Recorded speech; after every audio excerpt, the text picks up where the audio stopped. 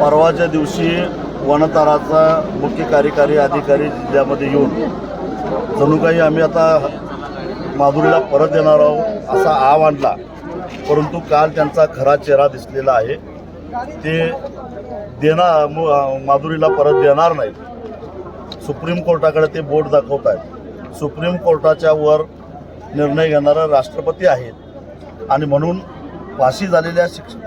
फाशी शिक्षा झालेल्या कैद्याला सुद्धा राष्ट्रपतींच्याकडे दयेचा अर्ज करण्याचा अधिकार आहे. आमची माधुरी कायदा नियम धाब्यावर बसवून बेकायदेशीररित्या इथून नेलेली आहे. तेव्हा माधुरी लिहू शकत नाही, बोलू शकत नाही, भावना व्यक्त करू शकत नाही, परंतु जाताना ती रडत गेली. तिनं अन्नपाणी त्याग केलेला होता.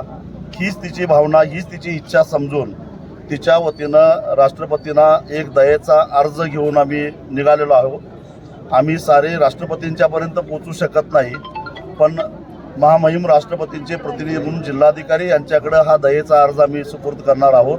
त्याने राष्ट्रपतींच्याकडे द्यावा आणि राष्ट्रपतींनी हा दयेचा अर्ज स्वीकारून सुप्रीम कोर्टाचा निर्णय रद्दबातल करावा आणि आमची माधुरी आम्हाला परत द्यावी.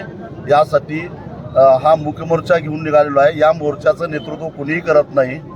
कुठल्याही संघटना नाही, पक्ष नाही, धर्म नाही, जात नाही, कुणी हा सर्वधर्मीय, सर्व जातीचा, सर्व पक्षांचा, मुलांचा, महिलांचा, पुरुषांचा, सगळ्यांचाच भक्तांचा मोर्चा आहे.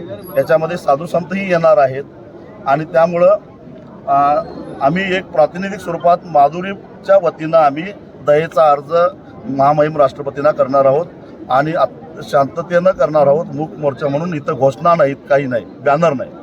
काल 2.25 लाख पत्र